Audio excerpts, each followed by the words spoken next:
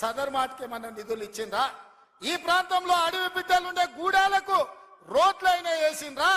ఈ అడవి బిడ్డలకు మిషన్ భగీరథ పేరు మీద 40,000 కోట్ల రూపాయలు దోసుక తిన్నారు. తాగడానికి మంచినీళ్ళు ఇచ్చిండ్రా?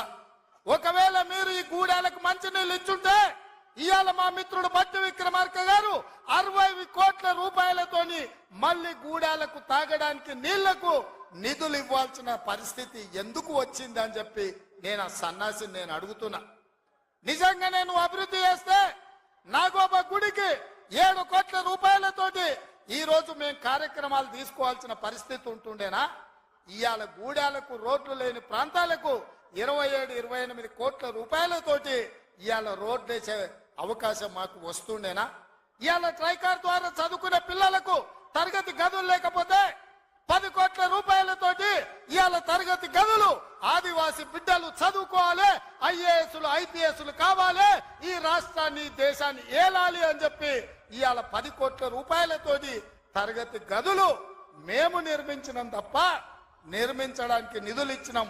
ఒక్క రోజైనా ఈ బిడ్డల కోసం నువ్వు సమీక్ష చేసినావా అని నేను అడుగుతున్నా. ఎంతసేపు నీ బిడ్డలు, ఎంతసేపు నీ దోపిడి, ఎంతసేపు నీ ఫామ్ హౌజులు కట్టుకోవాలన్న ఆలోచన తప్ప నీ కొడుకుకో బిడ్డకో ఉద్యోగాలు ఇవ్వాలి, పదవులు ఇవ్వాలి, ప్రజలు బండకేసి కొడితే మళ్ళీ శాసన మండలి సభ్యత్వం నీ బిడ్డకు కవితకిచ్చినవు తప్ప తెలంగాణ ఆడబిడ్డలకు చదువుకున్న పిల్లలకు ఉద్యోగాలు ఇచ్చినవా అని నేను అడుగుతున్నా. నువ్వు ఉద్యోగాలు ఇవ్వక 10 సంవత్సరాలు స్టాఫ్ నర్సులు నియమించక నువ్వు నిర్లక్ష్యం చేసిన కాబట్టే మొన్న మా దామోదర్ రాజ నరసింహ గారు వైద్య ఆరోగ్య శాఖ ద్వారా ఎల్బీ స్టేడియంలో 7,000 మంది ఆడబిడ్డలకు స్టాఫ్ నర్సు ఉద్యోగాలు మేమొచ్చి ఉద్యోగాలు ఇచ్చినాం. నీ బిడ్డను నిజామాబాద్ ఎంపీల బండకేసి కొడితే తండ్రిగా నీకు దుఃఖం పొంగుకొచ్చింది. నీ బిడ్డకెంబడే శాసన మండలిలో మళ్ళీ పదవి ఇచ్చినవు గాని గా ఆడబిడ్డలకు స్టాఫ్ నర్సు ఉద్యోగాలు ఇచ్చినవా? గది నీ నీతి, నీ జాతి. మరి మేము 7,000 ఉద్యోగాలు స్టాఫ్ నర్సులు ఇచ్చినాం. ఇవాళ నీ అల్లుని నీ కొడుకుని మంత్రిని చేసుకున్నాం. కానిస్టేబుల్ ఉద్యోగాలు 15,000 ఉద్యోగాలు భర్తీ చేయక ఆకాశంలో వేలాడుతున్నట్టు త్రిశంకు స్వర్గంలో నిరుద్యోగ యువకులు ఉంటే కోర్టులో కేసు ఉంటే నువ్వేమైనా పరిష్కరించినావా అని నేను అడుగుతున్నా.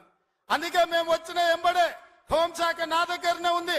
డీజీపీని ఇతర అధికారులను పిలిచి సమీక్షించి వేలాది మంది నిరుద్యోగ యువకులు ఈ రోజు నిరుద్యోగులుగా అమీర్పేటలోనో లేకపోతే అశోక్ నగర్ చౌరస్తాల్లో, దిల్సు నగర్ చౌరస్తాల్లో ఇంటికెళ్లి తల్లిదండ్రులకు మొహం చూయించుకోలేక నిస్సారంగా జీవితం గడుపుతున్నారు.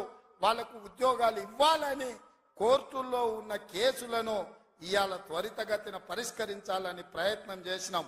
నువ్వు ఎంత అడ్డం పడ్డా, నువ్వు ఎంత గగ్గోలు పెట్టినా, బిల్లా రంగాలు మమ్మల్ని ఎన్ని శాపనార్థాలు పెట్టినా 15 రోజుల్లో 15,000 కానిస్టేబుల్ పోస్టులు భర్తీ చేసే బాధ్యత, 15 రోజుల్లో 15,000 కానిస్టేబుల్ పోస్టులు భర్తీ చేసే బాధ్యత మా మంత్రివర్గం తీసుకుంటుంది. మాది బాధ్యత అని చెప్పి నేను ఈ వేదిక మీద నుంచి మాట ఇస్తున్న మిత్రులారా, ఈరోజు తెలంగాణ సమాజం ఆలోచన చెయ్యండి. ఈ తెలంగాణ రాష్ట్రం ఎవరి చేతిలో భద్రంగా ఉంటుంది? ఈ తెలంగాణ రాష్ట్రం త్యాగాల పునాదుల మీద ఏర్పడ్డ ఈ రాష్ట్రం ఎవరు భద్రంగా కాపలా కాస్తారు? ఎవరు భద్రంగా ఈ రాష్ట్రాన్ని అభివృద్ధి పదం వైపు నడిపిస్తారో మీరు ఆలోచన చెయ్యండి. మేము వచ్చే 60 రోజులు కానే లేదు, 2 నెలలు ఇంకా పూర్తి కాలే. 7 తారీఖు వస్తే 2 నెలలు, 7 తారీఖు ఇంకా 5 రోజులు తక్కువనే ఉంది. అప్పుడే 6 గ్యారెంటీలు అమలు చేయలేదంటాడు సన్నాసుడు. ఆయనతోని శాత కాదు ఎట్లా చేయడంటాడు. పిల్లి శాపనార్థాలకు ఉట్టి దిగిపడుతుందా? ఇలా పొంకనాలు కాకపోతే 10 ఏళ్లలో మీరు ఏనాడైనా పేదవాళ్ళ ఇంటికి 200 యూనిట్లు ఉచిత కరెంట్ ఇవ్వాలన్న ఆలోచన చేసినవా? పేదవాడు ఆత్మగౌరవంతో బ్రతకాలి అంటే ఇందిరమ్మ ఇండ్లు ఇవ్వాలన్న ఆలోచన ఏనాడైనా చేసినవా? ఆరోగ్యశ్రీ పథకాన్ని నిర్వీర్యం చేసినావు. 10 లక్షల రూపాయలు వాళ్ళకి ఇన్సూరెన్స్ ఇవ్వాలన్న ఆలోచన ఏనాడైనా చేసినవా? ఇవాళ అందుకే ఆడబిడ్డలను ఆదుకోవడానికి 500 రూపాయలకు సిలిండర్ ఇచ్చి